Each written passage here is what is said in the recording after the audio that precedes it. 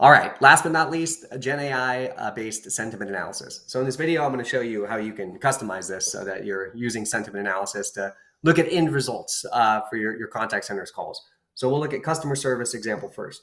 So basically what we're telling the sentiment analysis here is to score the call positive if the customer was satisfied with the end result of the call, and then vice versa, score the conversation as negative if the customer remained upset or frustrated at the end of the call.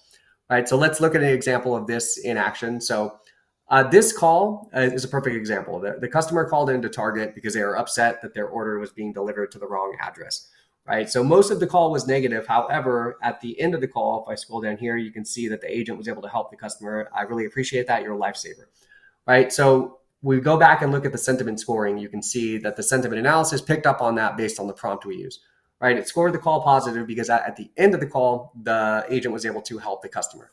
Right. So in previous versions of sentiment analysis, this call probably would have been scored negative. But now that we're using Gen AI, it uses the entire context of the conversation. So it gives you an accurate result.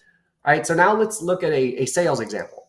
So in this call, an agent was reaching out to a customer to offer them a new iPhone, right? Trying to get them to buy or purchase a new iPhone. And I want my contact center sentiment analysis to score calls positive if my agents are able to close new business.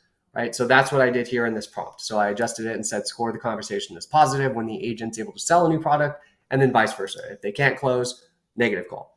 Right. So I can go down here and I can hit test on this new sentiment prompt. And just to kind of show you and confirm in the transcript here, you can see that the customer did order it. They're excited about getting the new iPhone. And the sentiment analysis reading is showing just that, right? It's giving us a very positive sentiment score because the agent was able to close this customer on a new iPhone. Right. So again, you can now use sentiment analysis to kind of focus on end results of calls, right? Not only can you focus on how customers are feeling, but you can customize sentiment analysis to, make calls or make the sentiment readings, again, more accurate to your particular business or your use cases.